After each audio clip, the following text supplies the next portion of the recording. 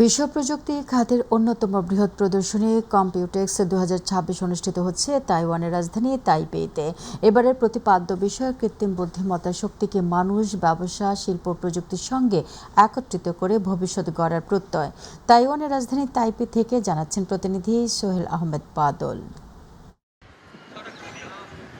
বিশ্ব প্রযুক্তি খাতে অন্যতম বৃহত্তর প্রদর্শনী কম্পিউটেক্স 2026 অনুষ্ঠিত হচ্ছে তাইওয়ানের রাজধানী তাইপেতে। এবারে প্রতিপাদ্য বিষয় এআই টুগেদার, অর্থাৎ কৃত্রিম বুদ্ধিমত্তার শক্তিকে মানুষ, ব্যবসা, শিল্প এবং প্রযুক্তির সঙ্গে একত্রিত করে ভবিষ্যৎ গড়ার প্রত্যয়।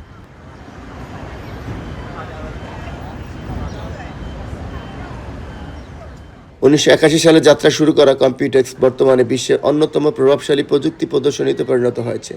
এবারের আয়োজনে বিশ্বের 30টির বেশি দেশ থেকে প্রায় 1400 প্রতিষ্ঠান অংশগ্রহণ করছে এবং 6000-এর বেশি বুথে প্রদর্শিত হচ্ছে ভবিষ্যৎ প্রযুক্তি ও উদ্ভাবন। তাইপের নাঙ্গাং এক্সিবিশন সেন্টারে অনুষ্ঠিত এই আন্তর্জাতিক মেলায় কৃত্রিম বুদ্ধিমত্তা ভিত্তিক computer, AI server, data centre অবকাঠামো, রোবোটিক্স, স্মার্ট ম্যানুফ্যাকচারিং এবং সেমিকন্ডাক্টর প্রযুক্তির সর্বশেষ উদ্ভাবন তুলে ধরা হচ্ছে। এবারের কম্পিউটেক্সের মূল আকর্ষণ এআই।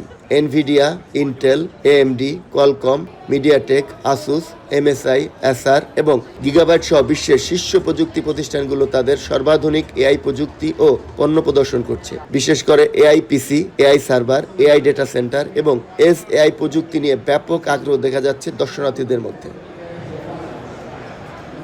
বিশ্বের সেমিকন্ডাক্টর শিল্পের অন্যতম কেন্দ্র তাইওয়ান। বর্তমানে বিশ্বে প্রায় 60% সেমিকন্ডাক্টর এবং 90%-এর বেশি অত্যাধুনিক চিপস তাইওয়ানে উৎপাদিত হয়। ফলে কৃত্রিম বুদ্ধিমত্তা বিপ্লবের কেন্দ্রবিন্দুতে রয়েছে এই তাইওয়ান।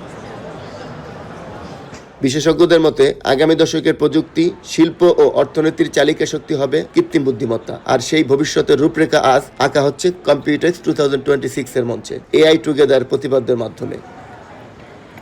তাইওয়ানের রাজধানী তাইপে থেকে সোহেল আহমেদ বাদল, মাই টিভি। বিশ্ব সহজন ফাউন্ডেশন ফ্রান্সের উদ্যোগে প্যারিসে সিলেট ল কলেজ ছাত্র সংসদের সাবেক এজিএস জনাব ফজলুল হক এনামকে সংবর্ধিত করা হয়।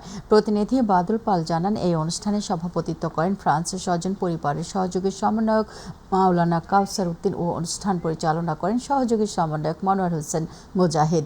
অনুষ্ঠানে অতিথি হিসেবে বক্তব্য রাখেন সুনামগঞ্জ জেলা অ্যাসোসিয়েশন ফ্রান্সের সাবেক সভাপতি জনাব নুরুল আবেদিন, ঢাকা বিভাগের সাধারণ সম্পাদক ফারুক খান, আব্দুল শহীদ, ইকবাল হোসেন আলী, মাহবুবুল হক কয়েস, মুফতি হাবিবুর রহমান, আলফুমিয়া, আব্দুল কাদির, পারভেজ রশিদ খান, হারুন আহমেদ, সাংবাদিক আজিজুর রহমান, আব্দুল কুদ্দুস, কামাল আহমেদ, জমির আলী, নিজামুদ্দিন, মহিন আহমেদ, শাহ আলম, মাওলানা আশরাফ, শাহাবুদ্দিন, কামরান আহমেদ, মাসুদ আহমেদ সহ অনেকে।